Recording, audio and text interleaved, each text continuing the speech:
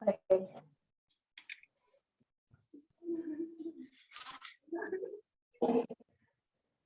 Ayan, recording. Ayan, so hi guys. Good morning. We're here today at Art Informal Green Hills, and we will start our artist talk for materiality. Ayan, people are coming in. Pakita natin yung karon na pa mirror ano. Okay, so people are here in the gallery, and we are being joined by Masi online. Ayan. Okay. Okay, so ang gagawin natin, this artist talk will be on-site and online because we have artist participants who are not on-site. No? So let me talk first about the show. So this was conceptualized last year. It's a show that gathers artists who are mothers and to look at the different works that and the materials of the works. No? Tapos parang, syempre, it's a play on the words, na materiality, being this year, no, during the lockdown and all, maraming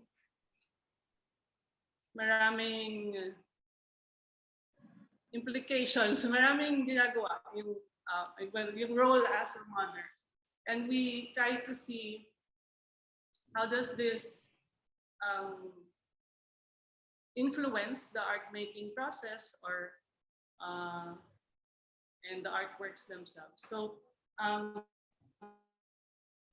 we can start now. The participants of the show joining online. Then si Kata. Hi Kata.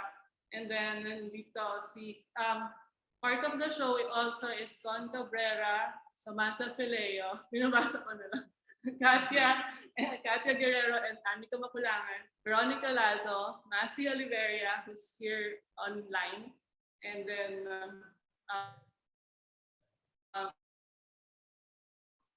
Araceli Pacaña, Tanya and Ollie Villanueva, and Jeona Zoleta. Okay, so I welcome the online guests as well. Hello kay Renan and Asalaya. So welcome all. We start first with the, if you may know, let's start with the participants online. So just a view of the situation here at the gallery. So nandito ang ating mga kasama. Hello everybody. Kaway-kaway.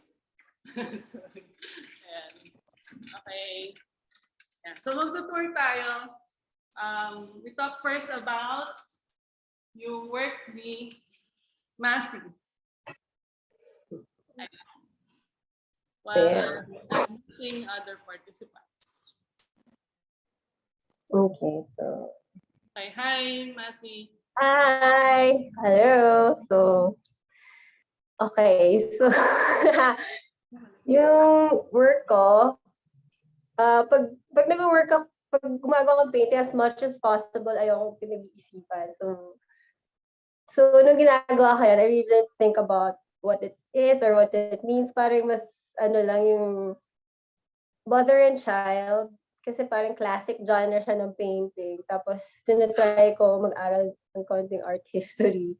And then, from there, siguro nag-offshoot siya. So, when you're doing the talks, dun sa mom group talks, parang naisip ko lang, baka yun yung medyo madaling gawin, mother and child. Tapos yung idealized image of motherhood. Diba? Parang gusto ko lang siya analyze after the fact na. So when I'm looking at it now, yung pictures, asa na? ayun. Yung when I'm looking at it now, ngayon ko lang siya iniisipan ng meanings or ng kung ano ba yung ibig sabihin na yan. Kasi nung binabasa, nag-research ako kanina, sabi nila yung mother and child, one of the most enduring subjects sa painting. Kasi, yeah, yung emotional, sabi dito, powerful in the unspoken message of a mother and a child. So, usually, karamihan, di ba, pinapakita yung intimacy ng mother and child, reverence of the mother, and like, yung how much yung bond ng mother and child. So, siguro yung sa mga contemporary sa internet, yung mga influences ko, alam niyo yung mga awkward family photos. Kasi parang, I find them really funny. Also, yung mga epic fail na mga selfie ng mga mommy. Yung parang contrast niya dun sa mga classic mother and child na parang forms. Yung mga nakikita yung child habang nagsa-selfie yung mom na sexy. Kung paano ka contrast dun sa classic forms of mother and child na yung gano'n. So anyway, yung image itong witch dito sa left side, that's the witch from Snow White. Of course, you remember, that's the evil stepmom, diba? Tapos, she's always asking in the mirror, who is the fairest of them all? So like, I guess yung art, has a classic concern of arts has always been what is beautiful, yung standards of beauty, like throughout yung evolution of beauty. So I guess when I look at it now, it's parang irreverence instead of reverence sa beauty standard ng mother and child. Because I like parang interested ako sa hidden side the ugly side of beauty and yung hidden side ng mga tao na hindi nila pinapakita. Kasi usually we present our best selves, diba? Like when you're a mom, you want to see like, yeah, I'm a good mom. I take care of my kids. You don't want to be seen as a bad mom, diba? So like the ugly and unflattering things, we don't show it kunyari in our social media, yung mga times na galit tayo or like we're like ugly or we're like a witch or a monster or those parang hidden side ng motherhood. And then yeah, when I'm trying to when I'm looking at things like my paintings now, like the bad mom, how it can be portrayed in a way na as a form, like like so ano pa so yung kodigo. Yeah, and then so kasi pag nakita minsan yung ugly side tapos yung undefinable na thing na pagiging mom kasi 'di ba parang yung so I'm just trying to present it like classic way, like the form of the mom always here up and then the child is down. So and then the physical size also, like your mother is the dominant figure and the child is yeah. And So when you look at the, wait lang, please highlight natin. Wait lang. Focus dun ka lang. So sa view ni Marcos, ayan yung parang iba naman yung form so these niya. are the other two. So the works of Masi are acrylic, no? Acrylic on paper. 6 of them. So ito yung other two highlighted on screen. Okay. Yeah, ito yung tinutukoy ni Masi kanina. The one up there sa gallery. Yon. Yung mga selfies. Mothers. Okay. The title of this is, ano nga to? Bat dial M. No, what dial M? The other one is right beside it is the work Olympia of Shanghai. Of Shanghai. Uh, Yeah. Yeah. So, actually ito, yung painting, yung Olympia is actually nanny siya or made no, I think 18th maybe century before yung slavery. Kasi parang interested rin ako sa role ng maid sa paglalaki ng mga bata. Well, personally, I don't have a maid, but like, yung maid system dito sa Philippines, and it's very prevalent. So, I guess, yun lang yung, I don't know what it means really, but like, sometimes, yun nga, awkward rin minsan yung, gusto ko rin yung mga pictures ng may mommy, may baby, tas may maid. Ang ganda lang ng contrast.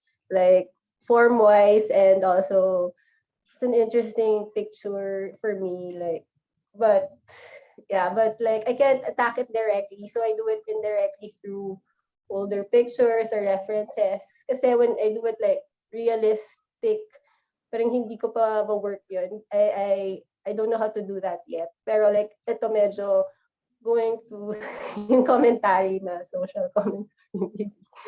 Caricatures. Parang But caricatures. generally, enjoy ko lang din kasi gusto ko rin mag-paint ng black woman kasi yung black rin na, yung color challenge. First time ko lang din ginawa yung, hindi first time, or a few times. Pero parang ang ganda kasi ng shades ng dark colors. Tapos kung paano mo yung face mailalabas or something. And then, yeah, generally, I enjoyed painting them and they give me pleasure. Pero excruciating din siya gawin like, ginawa ko rin siya like a month before no show or a month or kasi like the whole time hindi ko talaga alam yung gagawin ko. Tapos attack na lang bigla. So, yun lang yung lumabas kung ano man siya. So ngayon parang after the fact ko na lang din siya, inisip ko ano ba yung ginawa ko. Pero nung mga time na yan, okay, modern child ko anong ano. So may subconscious element siya na yun. Kasi nga, may pagka-subconscious din siya. Can you share one last thing lang, the one you said about this one in particular? The one na mag-yosi. Ayun. Oo, yun. Parang, ano yung title niya, yung Yo Mama is a Cool Man. Kasi parang, yung mga Yo Mama jokes, parang, hindi siya talaga funny. Pero, parang, siguro yung hindi natin masabi, kunyari sa moms natin, like, the things that sometimes you really hate your mom or you really love your mom, tapos dadaan mo sa joke, siguro. Or, like, complex the relationship mo sa nanay mo, like, ano, ba? Actually, nag-overthink na ako, pero sa totoo lang. Ano lang, ano ba? Kung nakikita ko yan, parang fun. Magsasabi na lang ako ng Your mama so stupid. She stared at a cup of orange juice for 12 hours because it said, concentrate.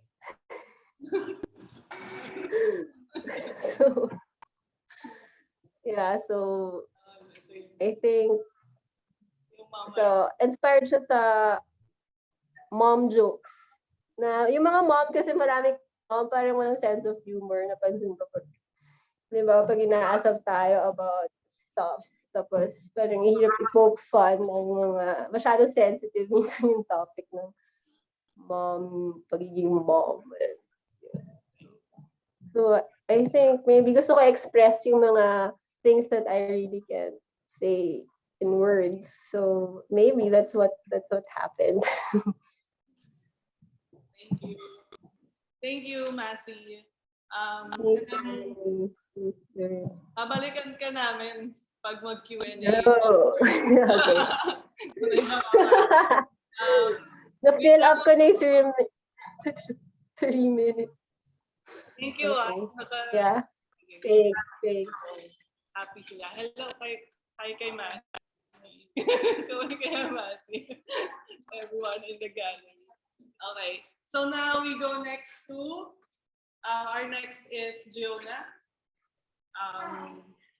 Yeah. Okay, wait lang Set up tayo Jeona Zoleta.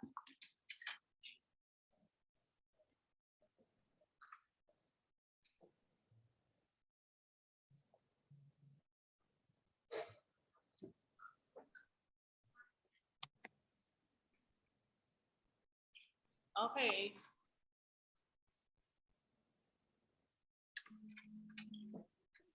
Hi, Jeona.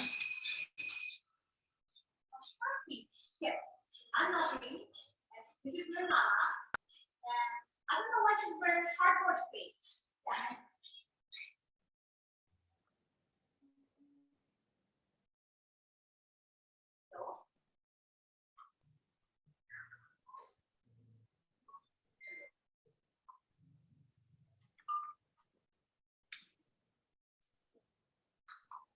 are you wearing that face, mama?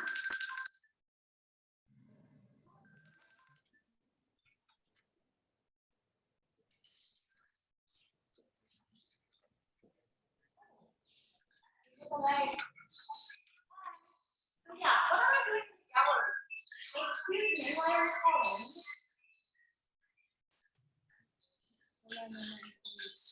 I am invited to do an art talk in the gallery. Who are you?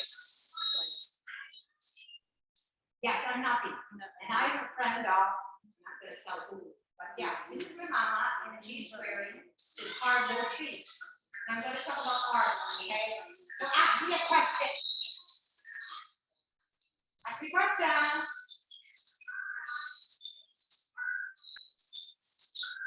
Ask me a question. Anyway, this is the art of my friend, and I don't know, it's about it's colorful, it's wow, it's great. So yeah, this I don't know, I really don't have to talk about it, but this is maybe about sex or something, and maybe this is about they're like spontaneous, Napi, what are you? Are you artist? No, not artist. Curator? No, curator, not curator. I'm collector. So I want to get this one. I want to get this painting. Do you have money? Not me. But I really like this art like this. I don't understand why this is on the wall. Can you just tear off the walls so when I want to get this shit?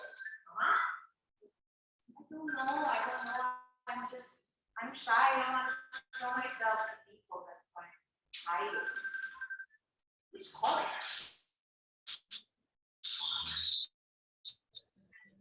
Oh, hello, friend. Why the fuck are you not here? I'm like, I'm buying some of the art. So what do you think is the best here? I mean, in the art, in the wall, isn't it? Can you climb picture of glass? I don't think. I'm just going to talk about the art. It's not about like pregnancy or like giving birth or something. Isn't it about like this giving birth with mama? I don't know. I'm just going to walk around. Walking around is kind of annoying. So what do you think about this? Guy keeps calling us.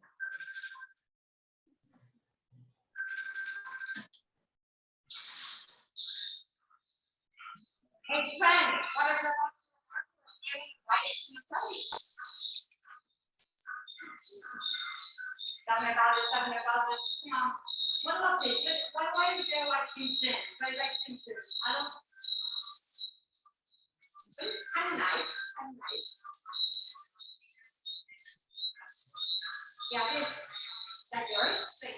kasi baka magkamali ko sa it's all like this. This kind of hana. I like this one like giving birth. I like that. Can you tell me about the giving birth? Tell me about giving birth. How do you give birth to it? I don't know if it came out. It's not really hard. This one is kind of like hard.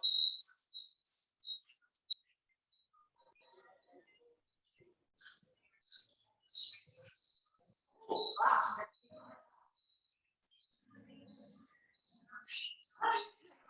This is my mama. Don't tell what don't tell who she is.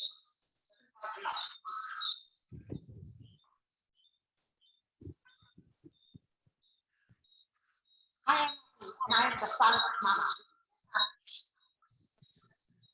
My friend, I don't know, but I'm lagging. Facebook's alive. So great, huh? Is that you? Wow. Looks just like my mom. So, let's talk about some of the other art. What about this art? Why is there so much milk? Why is there so much milk? Tell me. Tell me about the milk. Come on, let's go. No problem. It's about milk. Okay. I'm going to get this one. I'm a collector. Can you just, how much is this bottle here? Excuse me, are you the curator? I have to buy part of this thing. How do we get it? Ibalot na yan sa bubble wrap. Come on, let's go. I want this one. Napi, ano ba? Please. We have to ask the artist what it's about. But I don't care. I think it's about milk. I love milk. Some of the artworks are actually done with breast milk. It's just a voiceover. Ooh. Have some breast milk here in the gallery. Can I buy some? This one? Oh my goodness, you need breast milk. This one. Really? Where can I get the real breast milk along with this artwork? I want dalawa. I like all of it. I want everything. I'm gonna ask the gallery, the curator, make balot na dish. Okay? Hi, excuse me.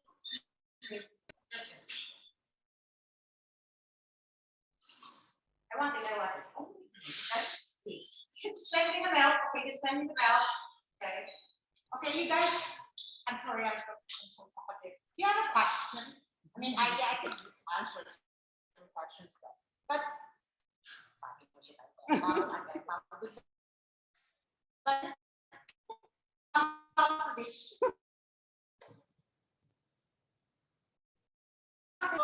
this is my mama, and she's wearing a fucking cunt face. Thank you, Jeona. Salamat, Jeona. Okay. So that was Jeona, and this is her work. The whole wall as you enter the gallery. No? There's a mural and paintings she made, some of which are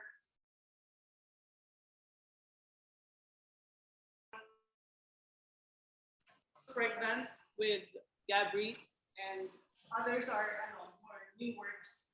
Ayan. Tsaka yung mga comics niya that are presented here. Some, ayan. Ayan, some panels of it. Pati yung sa mural. Okay.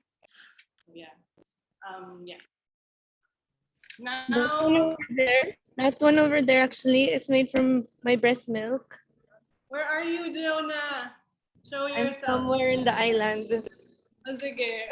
Buti ka pa, sama mo kami. Okay, this one is made from, ito ba yun? This one, di ba? That one and the small one. This one? Not that one. The one behind. Okay. That one with the one with the watercolor. And the one framed beside the girl, beside Masi's work. Oh, Okay, ayun. Doon. The small one. That one. Yeah, that one. Concentrated breast milk with pigment. Breast milk. Yun. Okay. Salamat, Thank, Jeona. thank you to Mitch Garcia, Thank you, Mitch. an amazing performance artist. Amazing. Thank you, Okay. Annie. Thank you all. Thank you. Ay, ito pala. So, yeah. So that was Jeona and a performance by Mitch Garcia. And now we go to the work of Kata, who is joining us online. Wait lang. Punta kami doon. Ayan. So, I'm gonna spotlight the cam of Marcos. And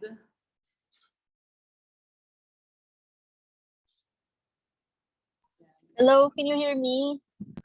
yes, we hear you. Hi. Hello, good morning, Hi. everyone. Ayan. Ay, wait. Okay Say, na. Ayan. say everyone. Ay, nako, hindi mo pala makita. Nasa cam ko, si everyone. It's okay. So, yan. We go Hi. Hi. to tayo para. Ayan. Tama ba? Go tayo. Meron, inad ko na. Si Con. Okay. Thanks for coming to our talk. I want to comment on the first thing that Masi said about kind of like intuitively approaching an artwork or not really knowing what you're doing upon starting it. And I think I speak for most of the artists in this group also na this method of working intuitively is something that I guess all of us explore. And maybe it comes easy to us as mothers or women, maybe. I don't want to generalize. And I've been thinking recently na this kind of method, parang it challenges the primacy of like this rational thinking that is taught to us at school, or parang that's how we should be rational. Ayun. So I think wala lang, naisip ko lang na a lot of the works maybe in the show, by using intuition, we're kind of like challenging that way of thinking. Anyway, ayan, this is my work. The middle work is a painting I made a few years ago with Yana. So obviously, when you have a kid, anything that you're doing, parang she wants to be part of, and your initial response is to be like, one, parang, oh my God, don't touch my painting, or two, parang just relinquish control and parang just let her be part of the process. So including her in my process as a way of relinquishing control, it's a practice of like letting go, and as a way of integrating all aspects of my life together. Kasi, me as an artist or me as a mom, parang there's this whole idea kasi na when you have kids, like your art suffers. And I think all of the works in this show are trying to show the opposite, na parang our life outside of the studio is actually what enriches our practice and what makes us better artists or what makes us better people. And ayun, so as a way of integrating all the aspects of my life together. And in this way, I've also been thinking about the role of layering, and in my work there's a lot of in painting may layers then, pero in that specific work there's like 3 layers of the wall, the painting, and the collage. And layering not only of paint and of surfaces, but kind of like a layering of roles or layering of seemingly disparate points of various parts of my life, and finding convergence all in the artwork. So what else is there to say? ayun, the collage is you know when like kids have like to draw, they see me drawing. Well, Yana likes to draw, and sayang naman if I throw all her, diba? So I'm like, maybe I should make this into something. So yeah, and I just collect her works, and then I put it into a collage, and maybe it will become something else. But for now, yan ang form niya. With a window, kasi a window as like a metaphor to like looking into, you know, beyond the surface, looking into beyond the painting into other aspects of my life, and how they all kind of breach one another, and yun, find convergence in the artwork. That's all.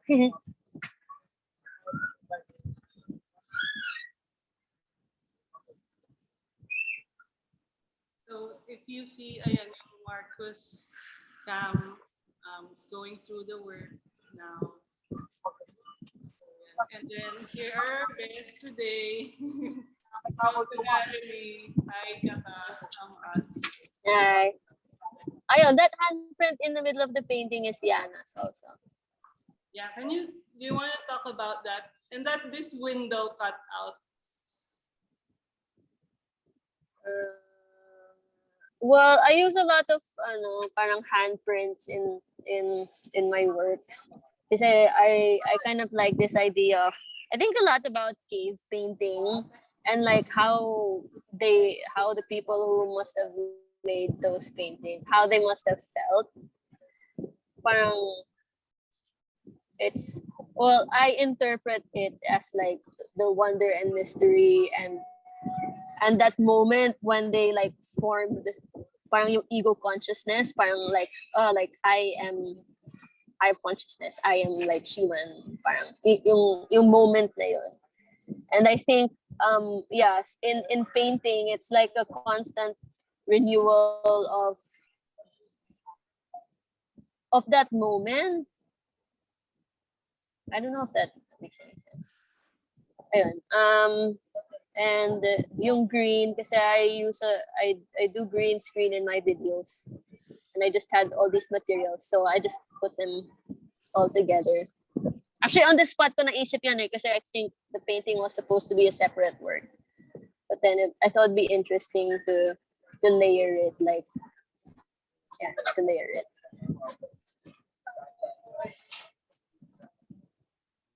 Okay, thank you, Kata. Thank you. Will you be able to stay till later, or we receive questions na for you?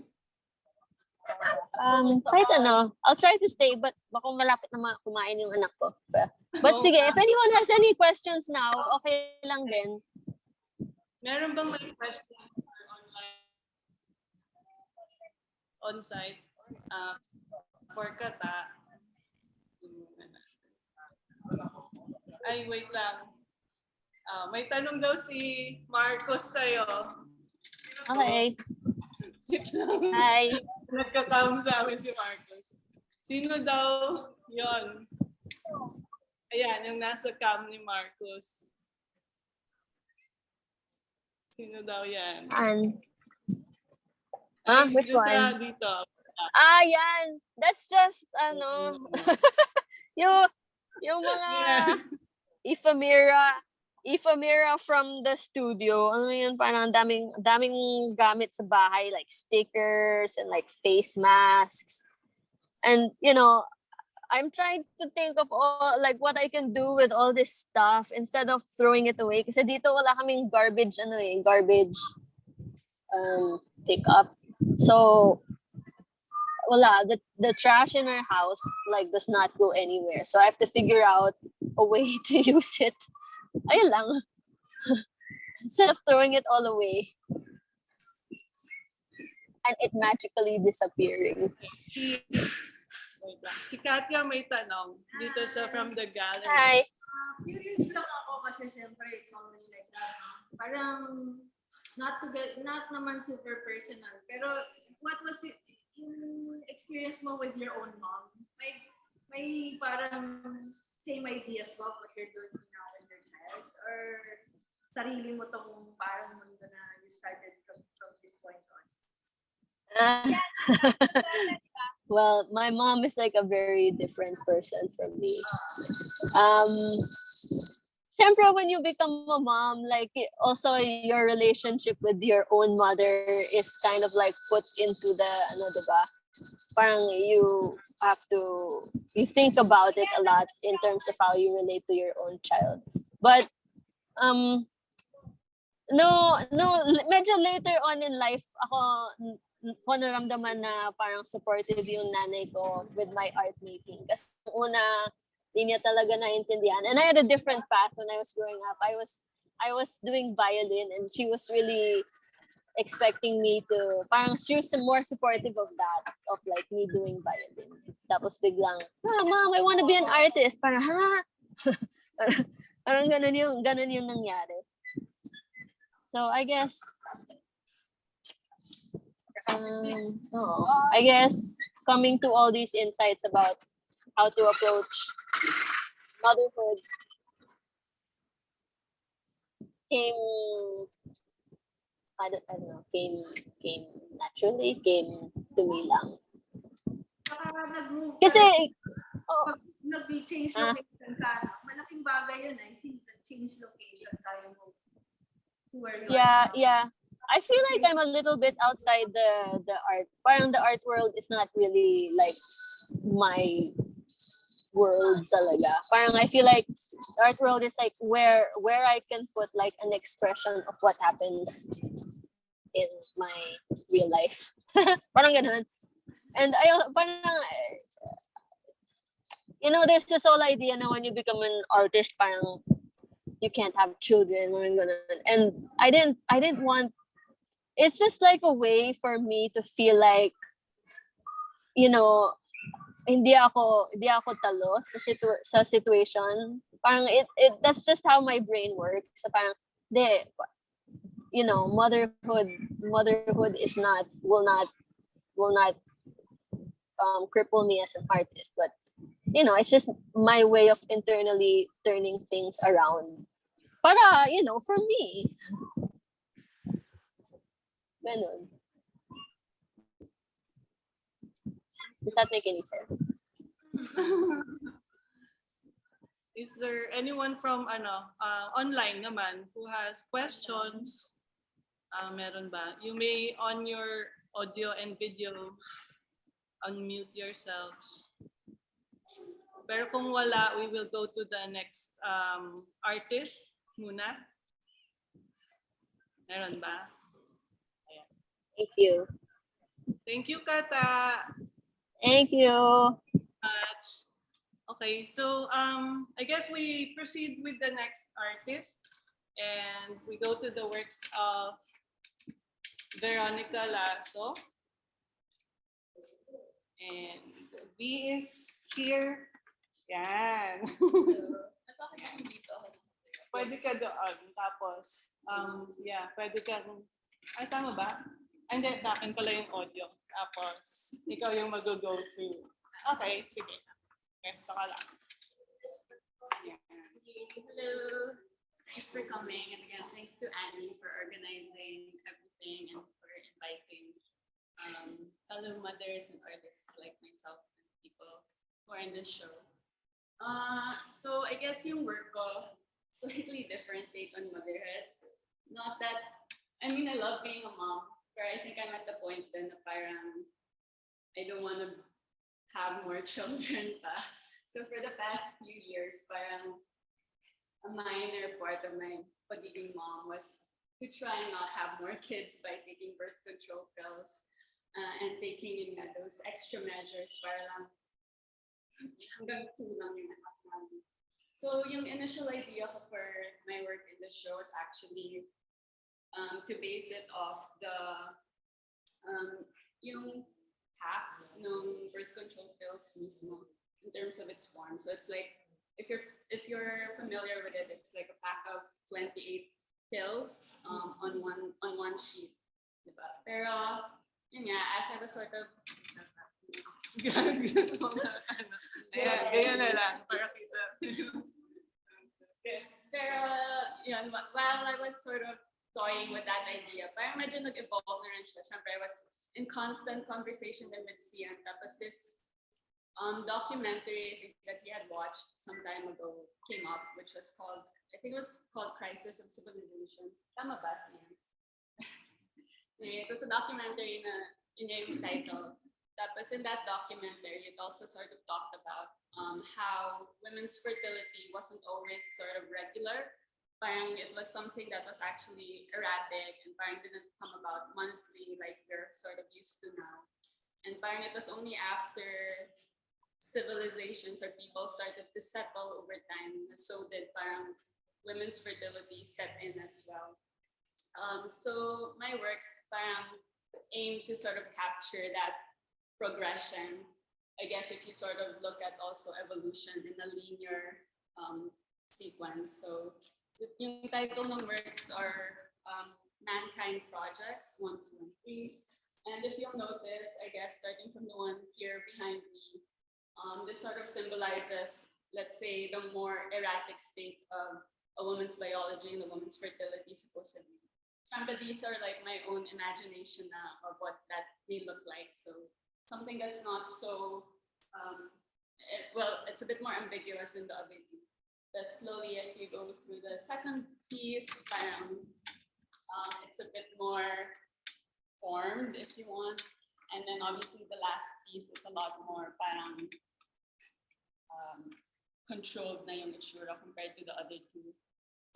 They also aim to mirror, I guess, like the guys said, they're sort of imagined biological forms of a woman's fertility, but also they kind of mirror at the same time urban plans. Because I actually am in the middle of taking urban planning as my MA, but medyo tinigil ko siya. But I do have a fascination with, if Sian has a fascination with maps, I also actually do have a fascination with urban planning maps. So yeah, they also mirror that from being sort of erratic when we weren't so settled yet to something that again is more not naman civilized, depends how you view civilized. Pero yun nga, parang when you look at urban planning maps kasi parang it's natural for urban planners and designers, I guess, to project a form of utopia. And although utopians look nice, you can't help but feel that there's some sort of underlying violence to it as well, in terms of the amount of control that's projected in these spaces and in the bodies that live in them. So similarly, ganun din yung, I guess, what I'm trying to project in my work. And then as I was working on them, if you're familiar with Versa, the publication, they actually posted this book on their Instagram account called Feminism or Death. And I think it's about ecofeminism. I haven't read the actual book itself, but I'll just read the post that they had posted, where they say, there is a clear connection between the treatment of the bodies of women and the treatment of lands, animals, and plants. They are all naturalized terrains of experimentation or conquest. So yeah, and I feel like it also fit, I guess, my trail of thought for this work. Also, I had used a tufting gun. Like, okay, people always ask how I made these in a month. Pero I used a tufting gun. If you're familiar with what it looks like a sewing machine, but in gun form. And I guess if you look at the works, you won't easily perceive that that's the tool that was used because it looks very delicate and very soft, very feminine in that way. Pero the tufting gun itself is very macho, I guess. It takes a toll on your body basically when you're working with it. Kasi medyo power tool siya actually. As well. Clearly like the idea of having labored over these three pieces a lot and sort of overly embellishing them more than they needed to be. Also in response to the idea that, when we form societies or we design civilizations, it's also overly contrived in some sense. And so yeah. Thank you. Thank you, V. So, So later na yung questions with you, forget na. Salamat. We'll figure it. Hello muna sa mga nandito. Nahihilo na sila. Nahihilo na ba kayo? Okay, dito kami. So now we go to the next show. The next artist, and Katya Guerrero, and this is her work. Hello. Nasaan ka ba? Ayan, nalilito na ba kayo? Ayan, ayan. Ayan. Welcome to this Zoom production, by the way. Ayan. Thank you. Ayan. Hello. So, thank you. This was an unexpected invitation by Annie. To just shorten the explanation, I agreed to this on condition that my daughter would be part of the show. Kasi frankly speaking, parang, yun, I've been out of circulation for a long time. So, itong mga nandito is actually like a recap of my artistic life, but really random because they were just things I had on hand. So, nagkataon, this first one, the self-portrait, actually was in 1993, when I was still a student. It was a play per techniques class of Feleo. So, I didn't really intend to keep it, but my husband, who was very thoughtful, decided to keep it for me. So, ayun, I find it a strange reference because it's 29 years ago. So it gives me perspective in life and also that philosophical reflection on life and yourself and the self. So, hindi ako painter. Number one, I've never called myself a painter, pero ito yung umpisa. And some people actually say, oh, galing nito, dapat mag-paint ka. Okay. Hindi talaga ako painter. But that's the thing, you know, being conceptual artist, mahirap rin, no? Given, kasi ideas, paano ba yung ideas?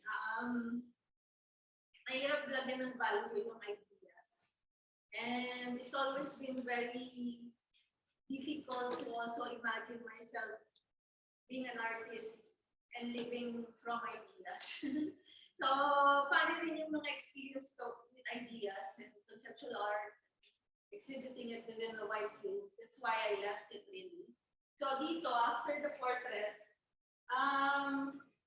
tignan ko lang yung phone ko with the sequence, no? Pero, I think it's this. When I was, late 90s, I think. I had my first one-man show in Finale. So it was called The Revolving Door. And it was like a revolving door literally because I had a 3-in-1 exhibition. So very prolific ako, ganun. And I really love materials. Another reference to this exhibit, materiality, you know, the exploration of materials. For this exhibit, I worked a lot with text kasi I love text. When I parang brainstorm, what I do and I share this with my daughter, I actually write words randomly, parang in that surrealist way na parang whether it's a thing, a place, a sensation, whatever, you know. So ito was part of that exhibit na book pages siya. So page 54 yung title niya. Pero within the show, I really worked around all the various ways of working with text, and various ways of working with paper, and time. Another parang basic element in my parang processing is time and space. No? So yung time, that's why parang, not that I really worked hard to do this thing, no? But I think the idea of time and actually motherhood, and all this thing of parang the cycle of life, it's super important din to reflect this as an artist, di ba? Na, yun, lumipas na yung panahon, how do you feel about things, at yung mga perspectives, no?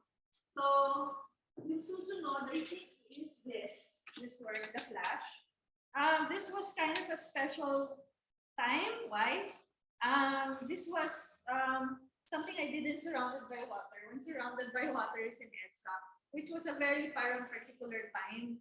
At saka, this is also a particular parang work or milestone kasi this work was a site-specific work na actually it worked with lights. Oo. So I parang I flashed a light in like parang may bus terminal doon. So it was interactive. Tapos I gave parang leaflets. Actually, hindi ko na matandaan. But this one, this book was parang the output of that experience na yun nga yung na-realize ko. Parang, ano rin to yung parang processing. Na-realize ko rin na actually this is probably one of my most parang literary works, sabihin natin. Kasi nagsulat talaga ako. At saka parang it's kind of in the book, exploring the book form. Pero I think sharing your thoughts and your processes to the public really has also value. Kasi maintindihan din ng mga tao how you actually parang work with the environment. Kasi parang nag-start talaga, ito yung lugar, ito yung mga pinuntahan ko. Step by step, no? Plus, I also interacted with the gallery, with the space. Yung ganon. So, hindi talaga siya, parang it shows how, things really start from a very personal perspective and then kind of, it's processed in that particular way. But it's, parang, yun talaga yung roots ng mga artist works, no? Ang susunod is, I think, the state of color. Yung state of color, ginawa ko yun for Mo, I think 2000, I can't remember na right now. I don't have my phone. 11 pa yun?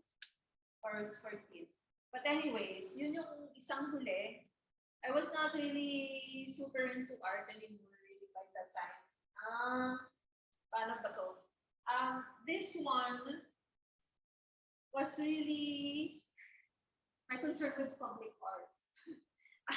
I've always had an attraction to public art in general and what public art should be.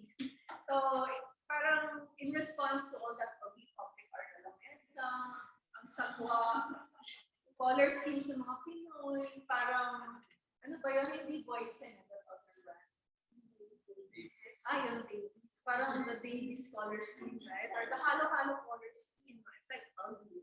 So, para bang, and how colors are used for territory, marking territory, and how this kind of aggressiveness and territoriality is destroying and making our city super ugly. So, para bang, yun na nga, parang, how can it be? Well, it's just an analysis really of how ugly things are. But at the same time, pwede natin sabihin that's the Pinoy character, di ba? It's not really the Pinoy character. Well, yung isang fantasy ko, actually, parang connected to this time. Gusto kong gumawa ng mga pintura. Parang, siguro, a more curated version of this color like chaos, diba? Na,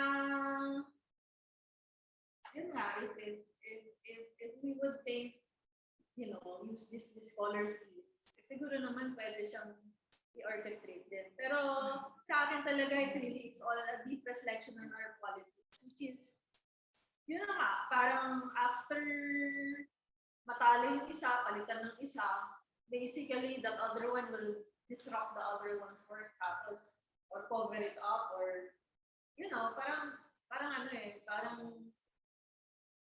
parang very very vulgar and very offensive, di ba? Yung people pang bastusan. Which is not correct because we are the recipients of all this drama. So that was like an exploration of that. But yun na nga, I mean, as an artist, yun yung nakikita kong mga limitations. Like, we express our ideas like this, whatever. Pero parang usually hindi talaga siya basta-basta mako-consider, right? Our ideas from, yun nga, a more public perspective. Pero that was that. And then, sorry, I think I jumbled up my sequence. Pero itong mga guns, was like an exhibit that I did with Al, my partner, na in a, not, hindi talaga siya gallery, yung apartment 1 week. So it was like, okay, we were doing an exhibit. So it was basically photos, photographic components, and the card guns. Yung card guns, why ba? May fascination din ako sa crafts. So, yung natuwa talaga ako with this, actually, most of it, there were like, I think, 60 total of guns. Una-una guns, very seductive naman talaga yung design ng mga guns. We won't deny that. Tapos, natuwa rin ako nung pinakarve ko sila. Natuwa rin yung farmers. Parang super like, oh my God, ang saya. So, I was like, wow, okay to. Parang they are so excited. So,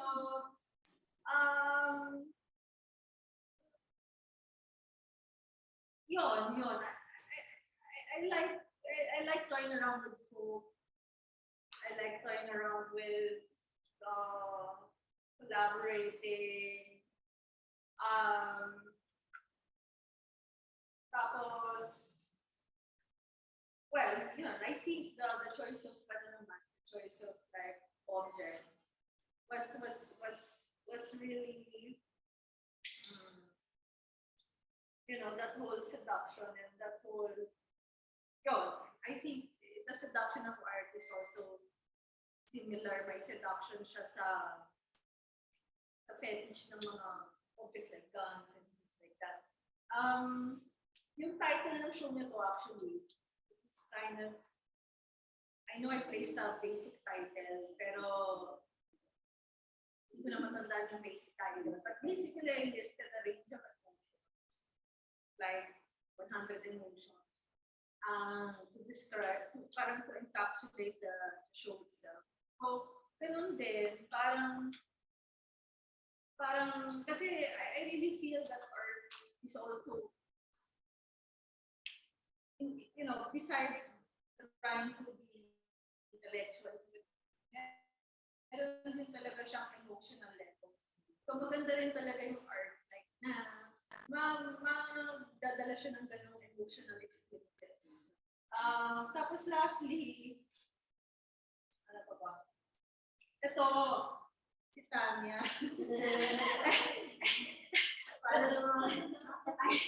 I cannot remember why I made these. Talaga matandaan. But I think, parang it was not clear where it was exhibited. It was exhibited sa Pinale together with Son Bayan's big penis.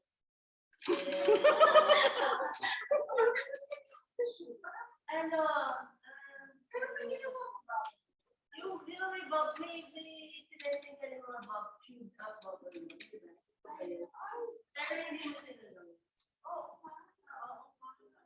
Pero I should remember that name of that show. Kasi I don't remember the left. Pero nakajapa. Yeah. Yes. Pero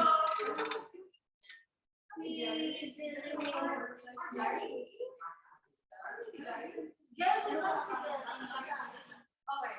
So ito, but not knowing what the exhibit title was, why I did this. Well, for me, surrealism. Talagang, yun nga, going back to 1993. Sobrang, yun talaga yung starting point ng parang mag-isip ko, like, being attracted to art. I think surrealism was on those. So, yung form na to, actually, nakagawa ko na previously yung form na to for in other artworks. Yung previous na form na ganito,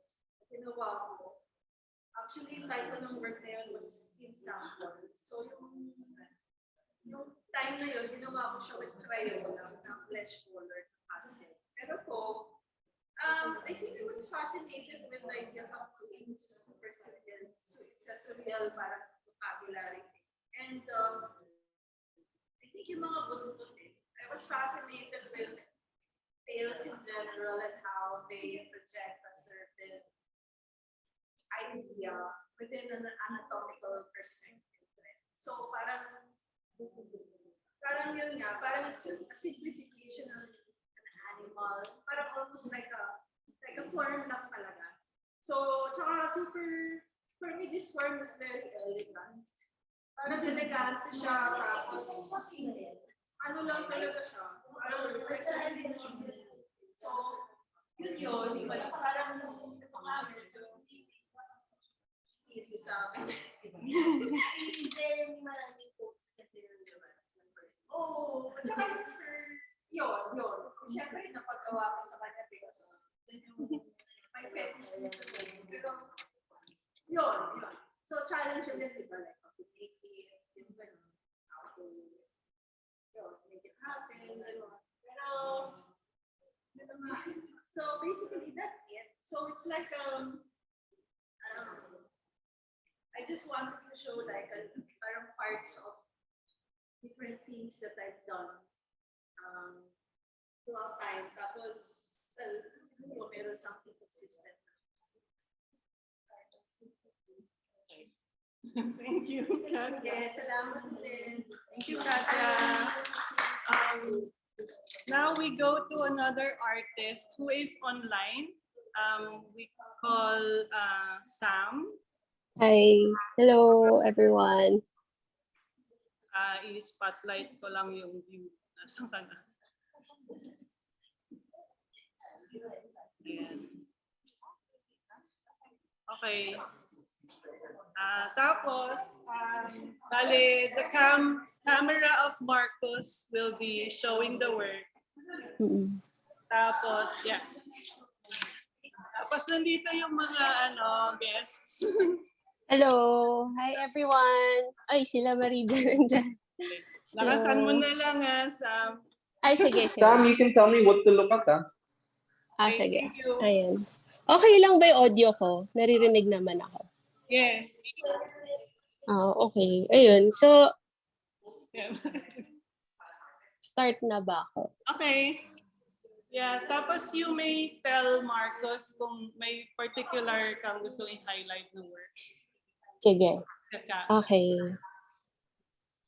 Sige. So, yung project na to is my first relational project.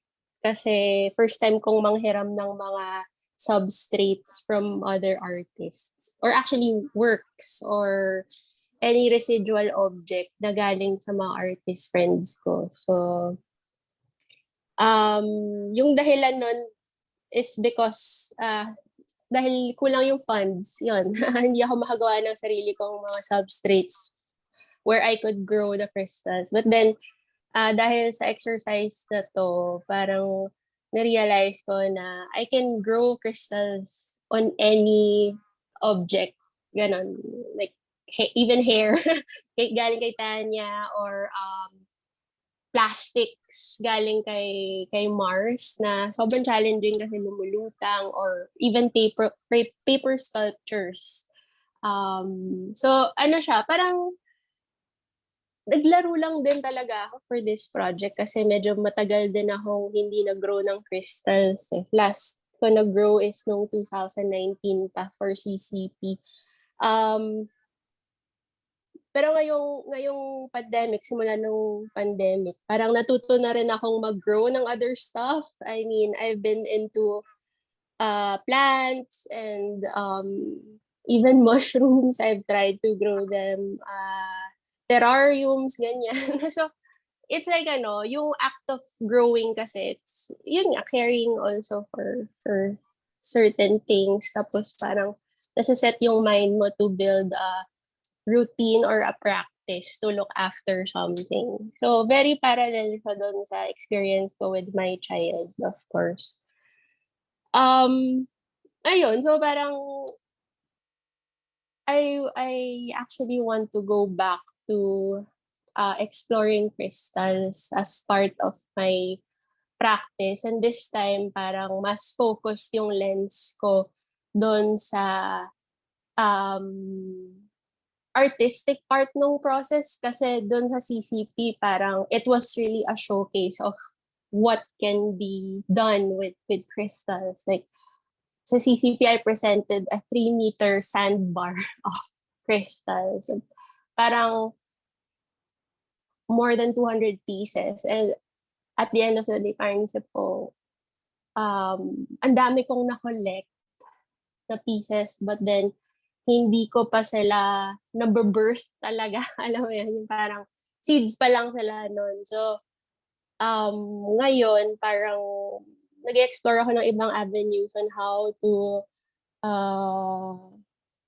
expand yung crystallization, not only as a process, but also as a practice in making art or objects. Alam mo yun? So, trial and error siya, very experimental din yung approach. And ano lang, maganda sa kanya, laging nag-evolve yung work. So, you can recook stuff, pwede mo rin siya i-deconstruct, like collage, which I'm also doing. So, parang nag-intersect lang din yung iba't ibang materials ko in my practice.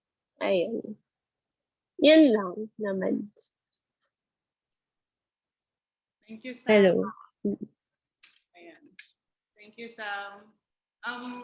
So yung pinaka this time with that work, yung Crystal World, is yung relational aspect then, no, with other artists. Yes, oo. Yun talaga yung big thing. Kasi, siya bawat piece is a collaborative piece. So, kunyari yung kay Mars, ilang beses kong sinet yun kasi lumulutang talaga siya. So, I've tried mighty bond, glue gun. Iba talaga yung plastic. Makulit talaga siya sa water. Tapos parang, yun din. So, nagko-consult din ako, nag-share din ako ng mga errors doon sa ginawa. Yung kay Noel nga, yung sawdust plant ni Noel, na overgrown yun ng crystals. And I admit na overgrown siya. So, siya, parang learning curve talaga din siya for me kasi first time ko mag-grow ng crystals on sawdust, on plastic. So, siya, parang marami rin ako natututunan. So, thanks for giving me a taste of different stuff to grow on. Yan. Meron, di ba meron yung work? Tama ba? Tanya, Oo, yung kita niya. Yung hair. yung hair. Ayan. Galing ni Marcos. Na-identify niya agad yung hair sculpture. Yan. Oo. Ayun, nasa na? Usog ka pa, Marcos. Yan. Ayan. Yan, so hair extension yan galing kay Tanya. Nahirapan din ako dyan kasi lumulutang din siya sa water. Tapos, it really wanted to stay on a certain side. So, pinabayaan ko na hanggang bumigat siya ng bumigat. Kasi, kinagatan na siya ng Epsom salt crystals. Tapos, lumubog na siya, nagsettle na siya. And yun, parang, ang maganda din dito sa process, I guess, is that pwede mo siyang iwanan. Tapos, yun nga, either masusurprise ka or madidisappoint ka doon sa kakalabasan ng object mo. Pero ngayon, parang as I work with different materials, mas marami ako na-experience na mga iba't ibang trials, na-realize ko na talaga siya. Yung crystal growing itself, hindi siya hindi siya like something that you can follow by book. I mean, maraming guides sa YouTube. Actually, madali lang mag-grow ng crystals. Try nyo. Literally, it's just a mixture of your solute and your substrate, yung pinaka-powder mo. So, powder and water lang siya. That's it. Though madami ako na-try na recipes online, parang it is really an individual process eh. Parang ako ngayon, I don't subscribe to any recipe. I just do it by feel.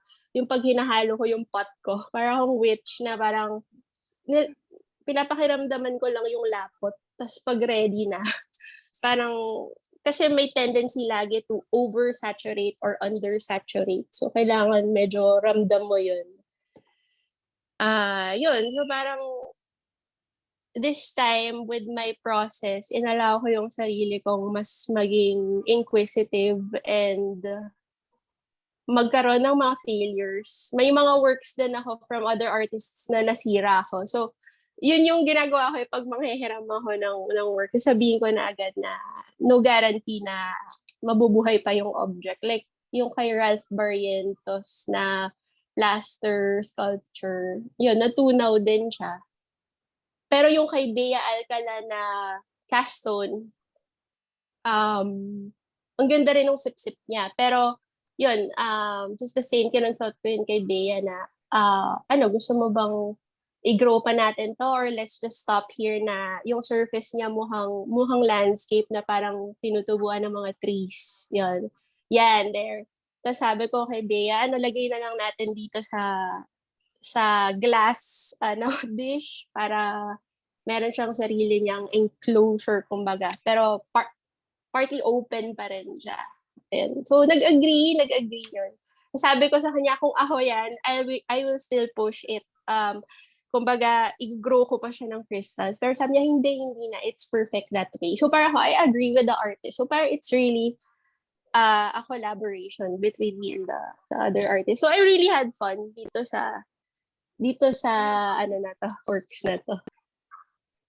So you were saying kanina, may dinalang work with you si Ralph? Tama? Yeah. Ralph, magpaliwanag ka. Bakit mo sinira? Sinabi ko na. Work niya? Sinabi. Sinira mo yung work ni Ralph. Sorry, Ralph. Sorry. Natunaw talaga si yung sculpture niya na parang fairy, basta mahaba yung hair. So, talaga siya nag-crumble. Yun. Kasi siya yun nga, the objects require weeks to be submerged in water. So, kailangan medyo matibay siya na resilient siya sa tubig. Yun, isa pa siguro is yun, mahirap din mag-wet work sa isang napaka-dry na space. Like, etong studio ko umaabot ng 40 degrees. Kaya sobrang haggard ko.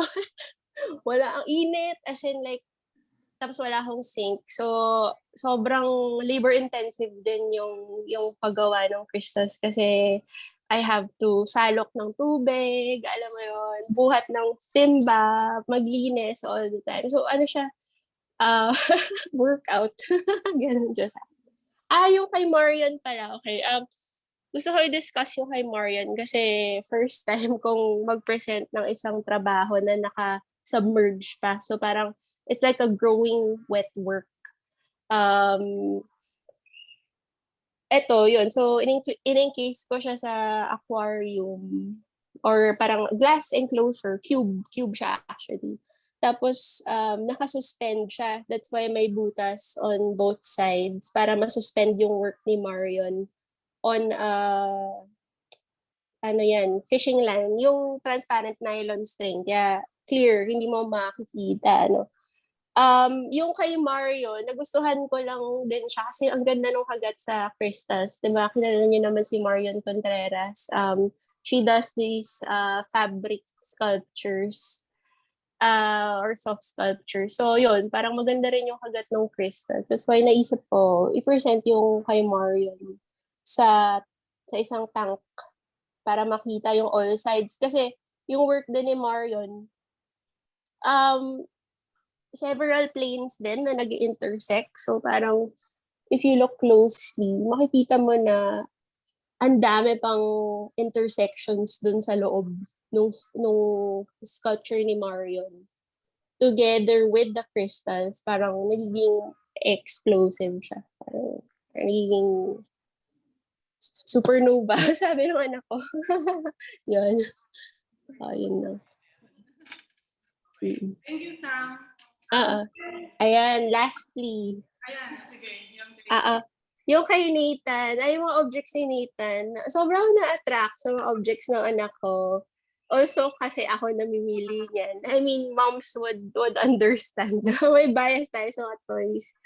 Although siya ngayon, ang trip niya mga train. So, medyo na-outgrow niya na tong mga parang baby, early toddler years na objects niya. Tapos, sabi ko, hihiramin ko lang kasi I can actually wash off the crystals. Tapos pwede ko siyang ibalik sa anak ko. So, I just really had fun with this. Like, itong pair na to. Ano siya eh, yung mga fruits dyan, mga cutting toys yan. Yung may knife na wooden, tapos ika-cut mo sa gitna. So, naka-velcro yung gitna niyan. Tapos what I did was, na-discover ko yung hot glue. Pwede pala mag-hot glue na ng crystals on things. Tapos, pag nadikit mo na yung crystals, isa-set mo uli siya sa crystal growing solution para it will be seamless. Perfect yung ano niya. Yung, kumbaga, hindi siya sugat-sugat, tapos di mo makakita yung glue. And ni-reveal ko yung mga secret, ano ko, process. But yeah, so, yun, yung una, ayaw ng anak ko talaga ipahiram, pero pumayag siya nung nakikita niya na yung ibang mga works ng mga artists. So, ayan, yung Pink Tower, Montessori Pink Tower. Pero ano yan, hindi yan org. I mean, ano siya. Yung size niya, it's not the original size. Ano siya, parang miniaturized. Yun. Tapos yung iba naman, mga plastics, plastic objects din, yung mga trees and mga corals. Galing sa mga animal sets niya. Ayun, so parang ganun din, even sa anak ko, relational yung crystal growing kasi syempre I work in my home studio, so ano talaga, may influence talaga siya sa akin. So parang first time ko din gumawa ng something with my son. Ayun. Thank you, Sam. Yeah, thanks. We'll go next muna to next artist. Thank you so much. Sige. Truly. While, yes, kakaway kaming lahat sa'yo. Salamat! From the gallery. Okay. Thank you. So now we go to Con's work while Marcos is there. Yay! Kasama si Con. Wait lang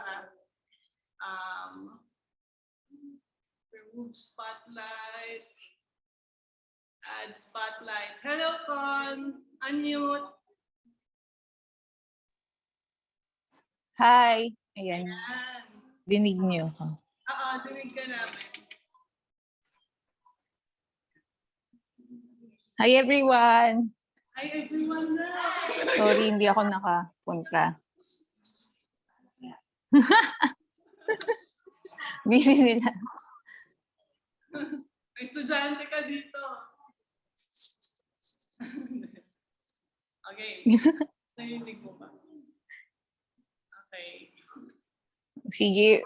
Short description lang naman. Parang simple lang naman din kasi yung work. So, yung mga drawings na yan are garlic and onion na mga balat.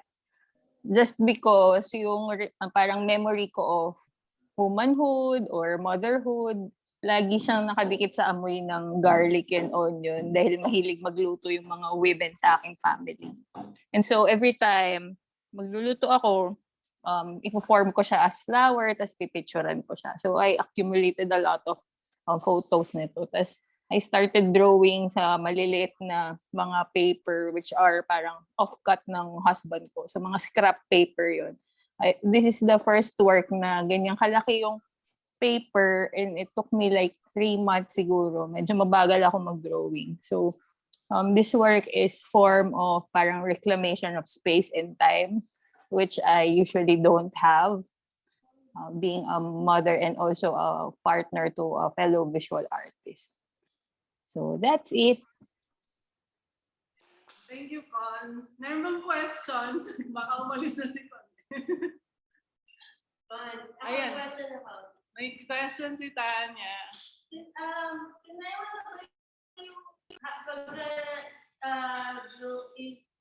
I-break mo siya, parang may kopyahan ka na totoong feelings o laging from Narinig mo ba? Pinipicturean ko siya. Kasi pagkatas ko magluto, tinatapon ko na eh. So, parang, i-form ko siya na flower.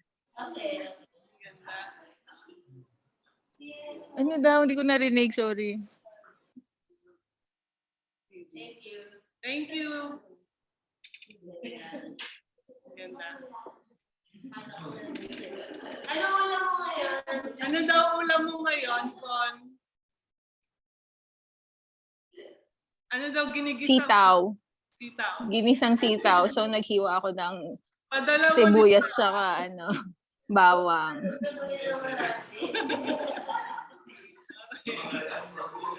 Thank you, Con. We go, if okay na, see you, Con.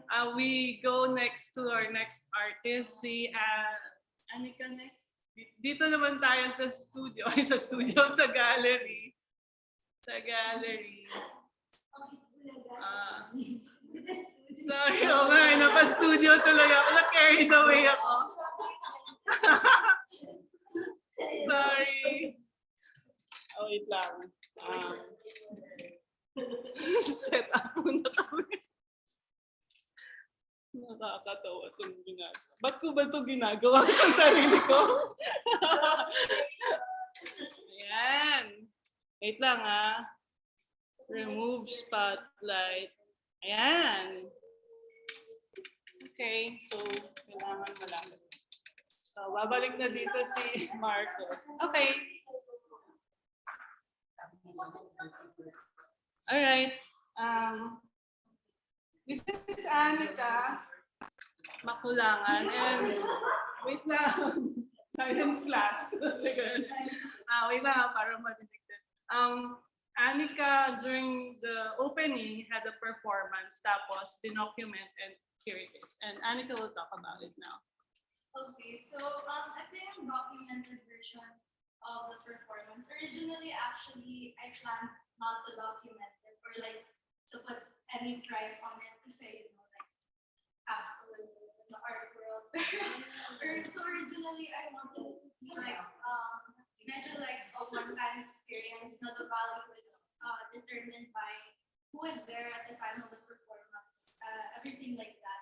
So parang basically this performance is a manifestation of a fascination I have with witchcraft.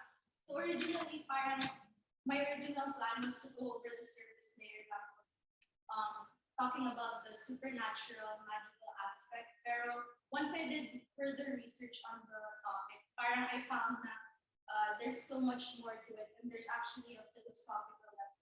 So I found this text called Malleus Maleficarium. Now, basically, they used to use this during the 1400s, during Puritan settlements in Salem.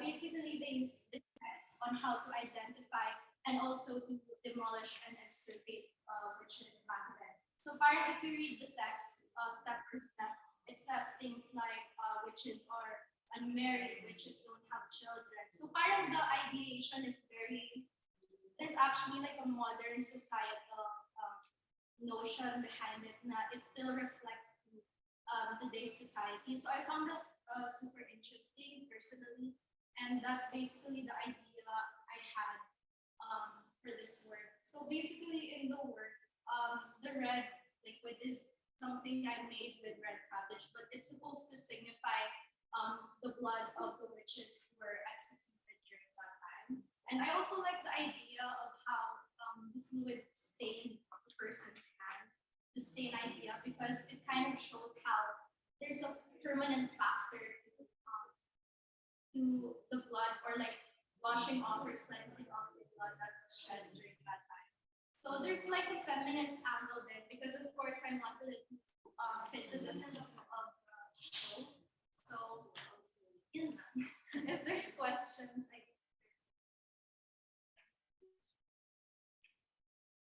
Thank you, Anika. My question, see.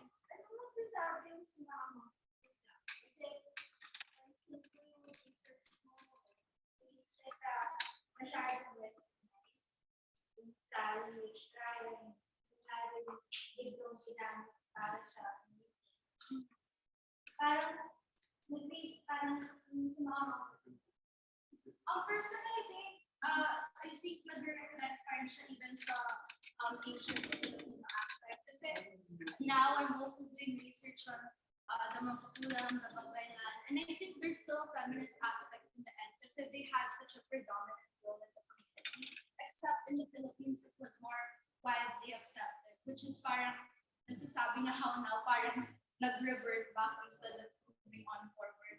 So I'd say parang there's still correlation.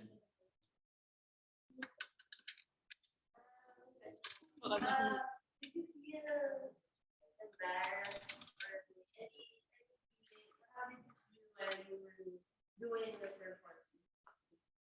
Not really, because personally it's something I've always wanted. So I was pretty excited about it. Because mostly, if you don't know, I'm still in high school, and mostly yung pinapagawa sa akin is like 2D works, and I find it pretty confining. So this is always something I wanted to try because most of the time my ideas are more conceptual and it passes better through this medium. But I really like the experience. I think it opened lots of boundaries and kind of pushed my limits as well. Last question. Hindi naman natapos kasi syempre parang family tayo. Mamaya, ano mo yung kapatid something kasi Yeah, I understand. Meron din siyang religious layers to it na. Pero like personally, I'm agnostic, so there's not really enough for me. Pero personally, I also like how bold it is for that reason. Like I wanted it to be bold.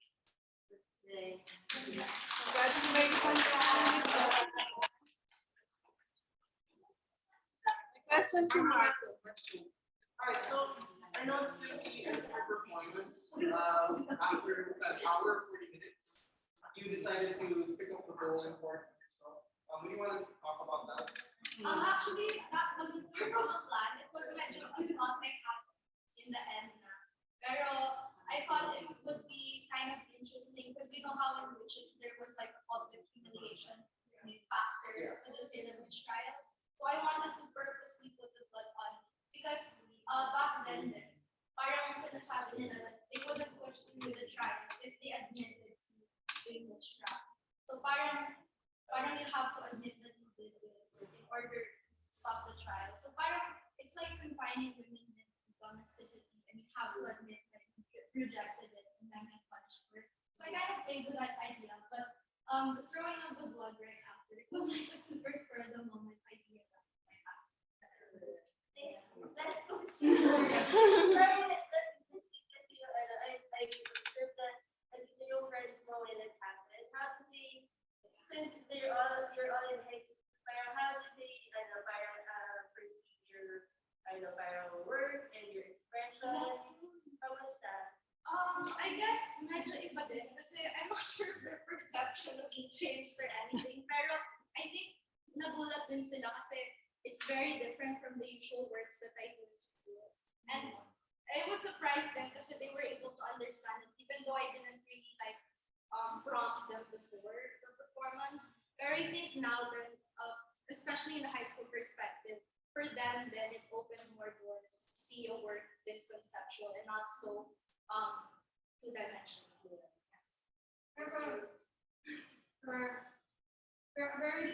Very interesting yung work mo. Kasi mami ko before, diba ako pinatapos niya, sinasabi na sa akin, which siya. Pero pag Tuesday lang daw. Sabi ko tapos she also named like my titas who are unmarried. Now, which din sila? Sabi niya, kaya hindi sila nagkaasawa. Pero like, dito din na-accept na bakit siya may adoption. But anyway, it's interesting because parang it was used to intimidate people. But at the same time, there's this relationship of execution din sa mga yung sinasabi ng witch, sa history ng mga witch. That is also like connected to cosmology and then colonization in the Western. Very interesting sinabi ng Tekla yung sabi mo about Kasi dito sa Pilipinas, we think of Western colonization, we always think about Western colonization. But like in the US, for example, like you say in China, it's more of colonization of the body to submit to patriarchy. Kasi patriarchy yung form of like authority na gusto nila yung mga babae would be under that. So, ganun yung situation. So my question is, yung habang ginagawa yung performance din, do you have some form of like disassociation with the body and then also like internalizing the history of for example, like serial execution and all of the other oppression related to their body. But also like the people who are doing it well with you, like you know them personally, so is there like some form of disassociation and also internalization, which is very Yeah, that's correct. I think meron talaga correlation to the anatomy of the female body. It's really an internalized experience because purposely I wanted it to be interactive, where parang may connection yung the person or the audience say that's interacting with through the body. So parang as I said in earlier, the stain, parang it also kind of invades the other person's body kasi that stain, it's kind of permanent depending on if you wash your hands after. Pero yeah, that's parang the invasion of the body then, kind of allowing myself to be put in that situation. Do you feel a sense of violation also while the performance is happening? And I think I can connect it also with Katya's work saying that public side also can be like a pool of aggression. It's very interesting to have these different notions of aggression. I guess from the outside perspective, it does seem like an invasion of privacy as well as the body. Pero for me, I obviously mentally prepared myself for this beforehand. So for me naman, it didn't feel as much personally, but that's kind of the image I wanted to portray. But personally, inside while I was performing, not necessarily. Yeah. Because like the witch is ancient practice. Tapos, you can contextualize it in gallery, where you use not real blood, and then there's a witch and a witch. So, is there a pop aspect to this? Like, I mean, seriously, like, if I were to look at it, it's very pop. So, but my question is, are you intentionally doing like, I'm a witch? Yeah, parang statement din siya. Parang the placard that I made. Parang people are not scared anymore of witches and parang I wanted it to seem modernized in a way. Kasi the experience is very fabricated. Like it's not real blood. Yeah. So parang I wanted it to feel more so like a simulation. A simulation din. Na parang, you know how simulations now are used, parang to experience things na hindi na magagawa ngayon. So parang I wanted it to be a simulation for people to have a more modernized experience, I guess, of the Salem. actually allowed to remember. Right? Not in a film set. Yeah. Thank you.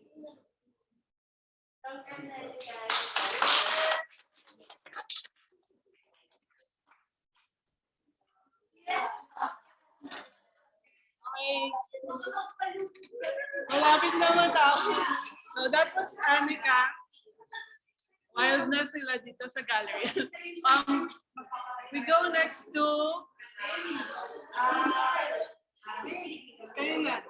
Ollie and Tanya Villanueva. Right? Next.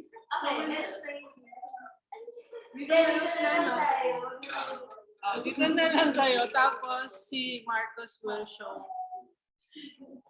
Saan mo gusto pumesto? Dito na. Okay. Yun. Pati lang yung ilaw dito. Lalapit ko yung... So collaboration siya, yung work ko sa taas kasi parang continuation siya ng sana hopefully never-ending collaboration namin dito. Marami akong pwede ikwento about the work, but I think magpo-focus na lang ako sa isang idea. Yung may dalawang creative, Sige. May lumaki ako sa household na creative, yung tatay ko artist. Pero, creative din yung nanay ko. Nakikita ko yung creativity niya sa bahay, sa paano siya mag-host ng mga party sa amin, or yung mga materials na ginagamit niya to make us play, gano'n. So, meron akong exposure sa iba't ibang practical use of creativity and also profession. Kasi yung dad was a writer, tapos sa batibon siya din. So, parang ang natutunan ko sa kanila is parang you can be creative kahit hindi ka mayaman. You can be creative by using kung ano meron ka and making them, parang present them or communicate them to people, parang beautiful. So, literal lang ako mag-isip. So, ang meron ako nung time na wala akong pera, meron ako anak.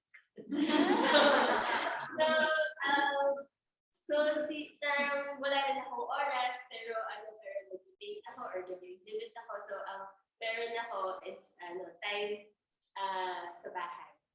Pero hindi siya structured time. So, ginawa ko na lang is, hindi ko siya na-realize before, pero it turned out na yung parenting ko, sinabay ko sa pagiging artist. And yun yung nakatulong sa akin para panakin si Ollie. So yun, parang ginamit ko yung art practice ko, not to exhibit works, but to help us survive our world kami ni Ollie bilang parang isang unit ng family.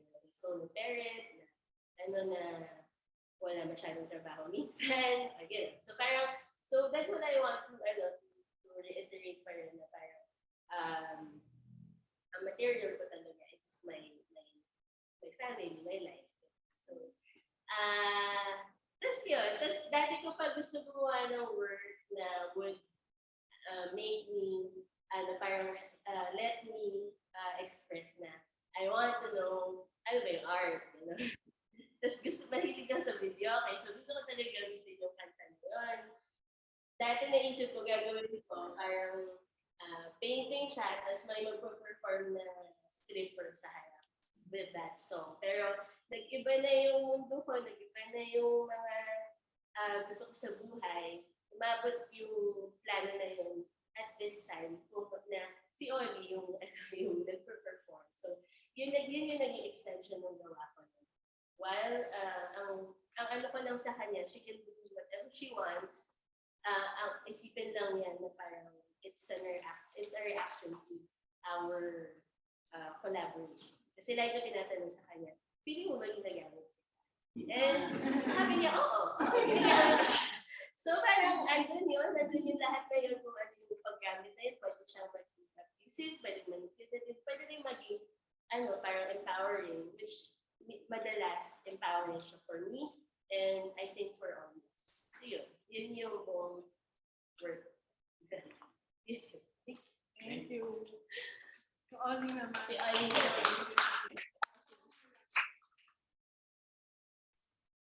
Nice hair, Ollie. Thank you. I have no use for it. Okay. So, nung nag-perform ko drag ko. So, while ang sinabi lang kasi ang directions nga lang ni Mama sa akin is I just have to react in relation to the work. So a few days before, tinatin ako yung work niya and then, nakita ko lang ako. So, ayun lang ako, sinenter ko sa sarili ko yung performance nung una. It's just gonna be about me. Parang yung music ko, I was gonna use my own music. I was gonna perform as myself. But I'm not gonna do it in practice. So it's just gonna be. Pero while I was setting up with Mama, nung parang nag-install siya, nag-explore her new space. Ang realize ko, the work was about her love for me. So, ang ginawa ko na lang, parang last minute, the day before the performance, ang naisip ko, I'm just gonna perform with the power of love. Ganun. With love on my sleeve. So everything just made sense at that moment. Parang I'm performing with love. And yung feelings ko, I love ko for her. And express ko through performance. Yeah, that's it. Kung makikita nyo yung sa cam ni Marcos, it's showing the performance documentation. Ayan. So can you tell us ano yung song para doon sa mga hindi nakapunta? And the song is I Wanna Know What Love Is. So parang so question siya, diba? Question siya. I wanna know what love is. So parang what is love? And while performing, I was answering the question. This is love. Love for myself, love for me. Nice. Hence the title of the ano was. What love and what art is love. So ano yung art na yung love? Totoo. Love yung oppression.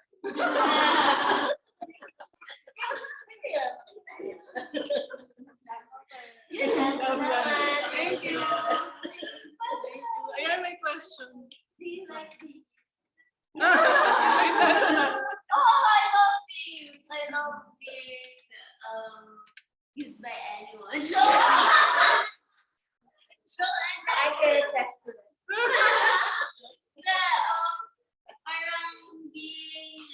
Parang putting myself in the spotlight of something is something I really love. Parang kahit anong mangyari, basta I'm there. My presence is seen. I'm a very narcissistic person. So kung andun ako, kung andun yung mukha ko, andun yung presence ko, yung words ko, yung boses ko, or anything, I like. Yun. Thank you. Any more questions? May question din si Katya. I comment. Pero na-appreciate ko rin yung vocal. Kasi super, hindi, parang nagkana rin siya. Parang in-encapsulate na rin niya yung generation. Parang nag-start ang disco eh. Yeah. Actually, kaya nag-start sa 18th album. So then, yun yung music. Kaway-kaway kay Jeremy. Maganda yung mood,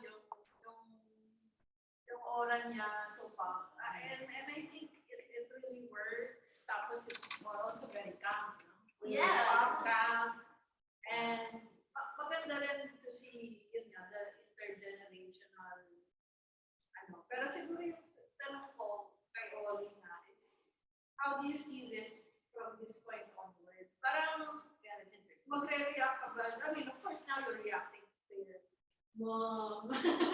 Pero, ano ba siya, ano bang, parang is it giving you, parang, I don't wanna say naman na it should catapult you somewhere, di ba? Parang sa ano ko, parang kasi ako, wala rin akong pressure na sasabihin, sige, do your thing, di ba? Parang it's a difficult thing to say that as a mom, eh, na parang, sige na, you do your thing, right? Go to fly your wings, di ba? Pero I'm just curious how you, parang, obviously this is giving you some motivations. Pero I'm curious, pati nga si Tanya, di ba? Moving forward, di ba? Saan ka na? Yeah. Moving forward, I think it's both ways, right? Moving forward, let's say, iba na yung mga mundo nyo, or It's exactly because of that. Parang, nagsimula yung collaborations namin dahil sa Facebook. So parang magkakahiwalay na kami like that. So meron naman. Hindi lang. Siya, parang na-empower siya na parang hindi na instructions ko yung ginagawa niya. May sarili na siyang way.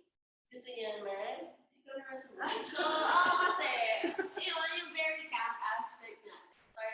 From this performance, na-realize ko, ang gusto ko i-perform whenever I'm in drag are songs sung by boys. Kasi it's very disorienting to see first of all, a girl in drag, tapos a girl in drag singing with a male's voice. It's, parang dun ko na-realize, parang maganda siyang mind-fucking experience, to be honest. So yun, parang, saka ako, feeling ko, may sense, parang, I don't think may hiwalay ako from mom. To be honest, parang the reason I'm like this is because she raised me up to be like this. Parang ako, I really give her credit for that. Kasi I don't think, I'd be a very basic person without her. So parang, yun yung, parang, without her and mental illness. Tsaka gusto niya na mag-perform ng drag in her own venue, in her own, sa kanya na. And then afterwards, nag-show din siya, i-mentor siya ni Tekla. So, things na hindi na ako yung nag-gaano ng shit. Kasi ako doon. Kasi parang, hindi ako takot na palalabasin siya sa mundo. Kasi, quit siya. Wait lang, Tekla. Nung naging presidency meeting. Very recent lang. Parang sobrang nag-iba yung, nagpapanik ako with the world. It was changing. And also, lumalaki siya. Tapos na siya ng high school. Yun kami. Parang sabi ko, teka, I have to spend time with her. So, yun, naging collaborate. Tapos nag-stop din siya ng school kasi sa mental illness niya. So parang, nagkaroon lang ng opportunity na parang to learn from each other instead of being outside work. Ang galing na yung paggawa niya ng art, pag-collaborate, parang gawin niya yun as defense, survival. Yeah. Shit, parang stand from the world response. Art tayo! Yeah. Pero that's awesome.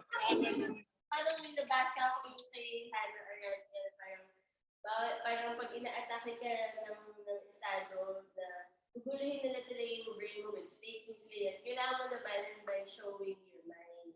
So parang yun naisip ko, parang sige mo yung creative time, pakita natin sa nila. Parang hindi ako mag-maulog sa fake news, yung buong propaganda. Also, I just want to add, si Ollie had the first show then, may independent work na hindi collab with Tanya. Ito show curated by Tekla Tamoria. So, ayun. So, which coincided with this show there. So, I just want to say na, I just want to ask si Ollie, like, yung how inspiring it could be na this is starting for her and yung eventual na pagkat ng chord kay Mama Tanya. So you making your own works and performing na napaka-confident.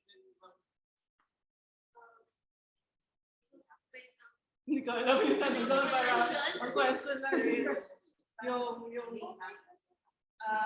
nakaka-motivate ba yun and inspired na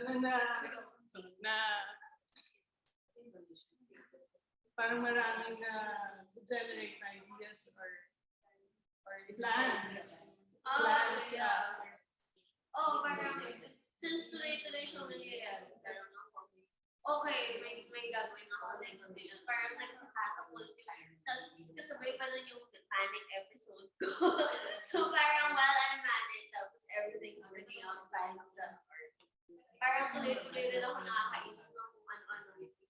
Parang mga pwedeng gawin. Like right now, bigla ako, like parang, like isang araw kasi galing ako sa NCMH, tapos parang nagkasakit ako ng saglit. Tapos parang nung nag-turn ako ng burst of energy, bigla na lang ako nag-tape. Ganun. So parang may mga ganun ako ngayon. So I honestly think na parang merong puntahan yung art ko ngayon. Siguro din, proximity mo talaga sa artists. Hindi yung nagbubuhay sa sa creativity mo. So parang privilege yun na meron siyang kaibigan, ay mga tita na artist na nakakapunta siya sa mga show, gano'n. Pero malaking privilege. Oo, kasi kami after college. Thank you. Thank you. Tapos na yun. Ako na yung last. Kasi yung last na yung work ko doon. Na itatapat na lang ni Marcos sa inyo, no? Pero siguro ang gusto ko lang sabihin, alam ko, na rin tayong lahat. Yung show, the show now, as what Tanya and Ollie mentioned, yung how one creates work coinciding or happening while life is happening and all the stressors and the challenges, no? Lalo na when we started this show and conversing about it, nasa lockdown pa, and ang hirap nag-meet kami ng Zoom, and mahirap din ng schedule kasi lahat kami nanay. So, ang daming mga gagawin. And then yung added burden for a mother siguro during this lockdown, lalo na yung may mga maliit na anak na online classes, ina-assist and all that. So, parang gano'n, no?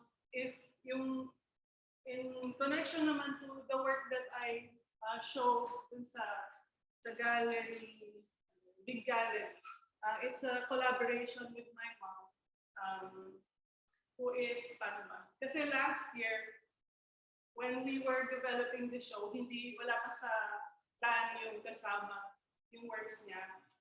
Pero, and then that whole year, yung issue that was challenging that year was yung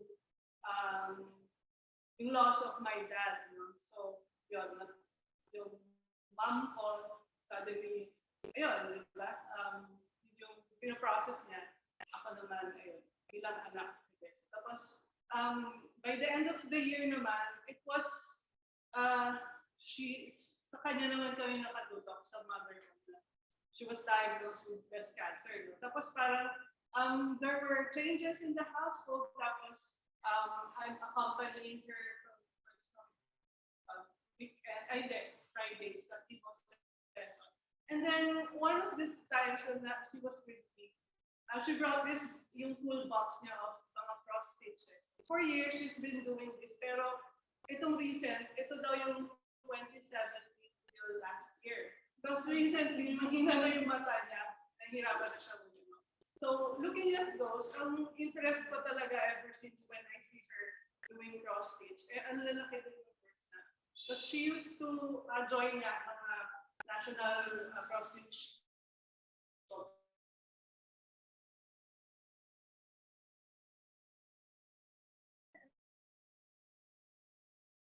Show, ang pinakita ko lang lahat ng likod. So, one of the things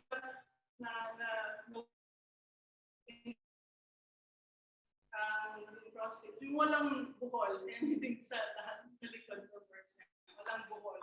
And then, how dapat yung weight, full and yung ganyan. Tapos, yung title ng work na yun, X chromosome, parang in-associate ka rin sa mother carrying, di ba? And the one giving off the X chromosome to the offspring, no? Parang tinay-up ko lang yun. Tapos, yun nga, yung isang buong form, isang design, formed by maraming multiples of X of cross stitches. Tapos, yung ko na lang, as collaboration siya na work, yung moving image ko was this title ng value of X. So meron naman siya from my other works ng mga images from urban infrastructure. Tapos, para lang siyang kaleidoscope in loop. And then parang yun naman, ang image niya is mga billboard structures. Tapos forming an X. Ayan, as you can see sa Zoom. Ayan, so forming an X. And tapos another, parang gano'n yung pagka, paint. Yeah. Pwede ako mag-comment sa mom. Sige, mama. Sige, hindi pala siya. Wala pala Ang siya. galing ng mama mo, ay bilang isang mananahe. Tapos parang alam ko kapag artist, parang huwag mo itupo yung perfection. Tsaka nalaman ko, virgo rin siya. So parang, grabe yung pagka-OC niya. Kasi bilang nagtatahi din ako. Okay ko. Tapos parang, since artist din ako, minsan yung mga mali ko, parang okay lang. Kasi i-show ko kaya ko kumpani. Pero yung practice niya, since nagko-compete siya, kaya nung nakita ko yung first time yung work niya, parang, perfect. No. Joke Hindi tayo kay mama. Meron din na isa sa nung opening pala, nagsiset up pa kasi kami doon dahil nung unang pagkalagay ng pagka-pin ng works, yung front side yung display nila. So last minute open na, nagbabaliktad pa kami works. Tapos lumapit si Anika and si Art. And then we were talking about yung installation ata yun. Yung cross stitches and yung act, no, yung process. Kasi yung body yun like yung sinasabi yung bukod. Like minsan parang kapag nagkatahi ka yung rhythm mo kasi pag nagbukod ka eh. Tapos to think yung mama mo parang carry lang pag nagtatahi siya ng mga flower. Pero nakuha niya yung tamang rhythm na balance na walang pupok. Parang humps. Oo, yun. Sobrang galing lang, kaya parang respect. Oo. Tapos parang yung isip about it, no, reflecting on the Tsaka works. yung pwede pa ito open din sa Mona Lisa, diba? Parang may kasi napapansin niya pati isang tahi niya kung mali kung kulang sa sinulat kasi since amin yung PS. Tapos parang alam kong bibilangan. So bilang artist, na-appreciate yung practice na ganun na hindi siya parang kapag cross-stitch laging isipin na pang-display or something. Pero kapag yung katawan mo na nga yung ginagamit na sa pagtataya, parang malaking pagas. Ay, so, At saka wait lang, gusto ko lang yung tungkol sa yung meditative na yung pag-cross, ng pag-sew. Tapos kung parang alam mo yun, computin mo ilan yung tela, ilan yung cross stitches doon yung ginagawa mo. Tapos I can't help but wonder dun sa years na 2017 to last year, ano yung iniisip niya while sewing? Like you, I suppose, pag meron kang something you put your time to. It's a conscious thing, pero meron something going on. Naalala, siguro, baka nag-worry yung nanay ko. Ayan. So, oo, kasi mapapansin mo yung kung magkamali ka, kung makuha mo na yung proseso mo ng maayos eh. Tapos kung tawagin pangalan mo, pwede kang matusok or something. So para sa kanya na, di ba ayaw nang isali yung mama mo sa mga pwede. Ano na siya? Hall of Famer. Yun, di ba? Hall of Famer na siya. Pero dati pa yun. Di ba? Kaya parang yeah, I find this a great example of parang continuity. Parang yun nga, the unconscious. Unconscious din siya eh. Kasi parang how you embody, I mean, parang na-invite mo rin something from your mother. A little bit like what you're saying. Parang stages talaga siya na internally, parang nagmamanifest din sa'yo yung ideas or parang like telepathic things, diba? Between mother and tapos kasi parang yun nga, usually talk about it, we're super connected pa rin sa ginagawa na ginawa ng mga without talking about it. So I think yun yung isang strong points ng mother or women. Oo. Telepathic eh. Oo, ganun nga yun.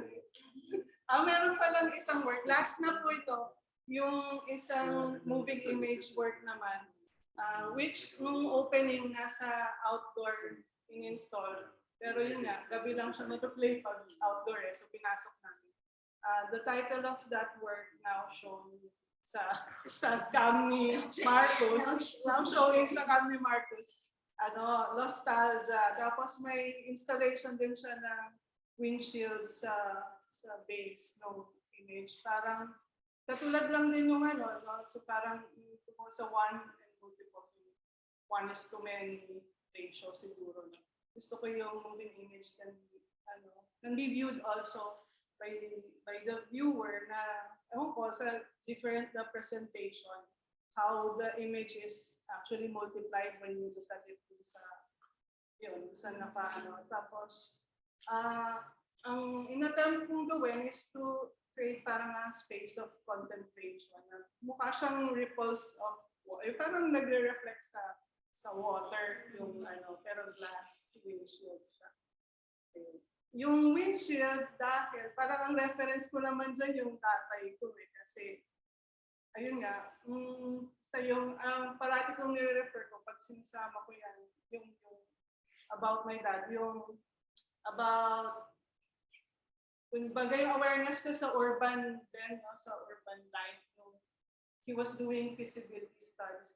We were counting cars, yung ganyan, for a feasibility study for putting up a gasoline station. So parang ganon. So yung watching the cars go by, isa-isa, tapos bibilangin nila. So parang yun yung aking isa sa early about that. And yun, using a car part for so yun lang. Kain na tayo, guys.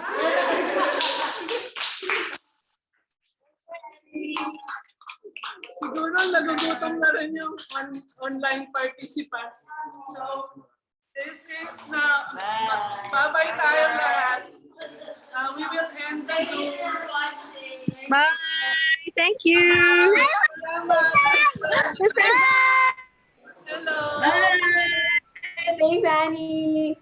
Thank you, Remove spotlight. Bye!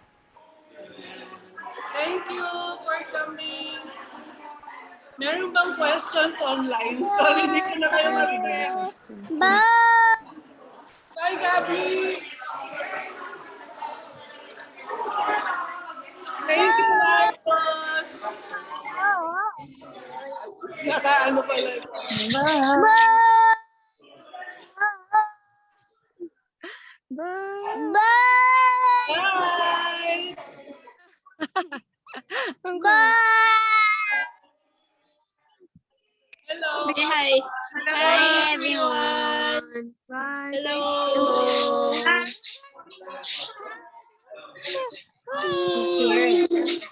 Yeah. Say there. Let's go. Hello! Oh, tita mo. Hi!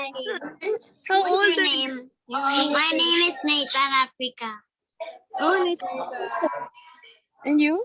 Daddy! Hi! Nice to meet you! Let's play. But I'm here, and you're there. Someday. Someday I can play you. We can play Let's hide and play someday. Let's play someday. Ayan, let's play. So let's play sometime. Peekaboo daw. Kung may questions, siguro you can email me or message. Tapos, Okay. That wasn't a good meal. for now. Bye. Kain na. Kain na.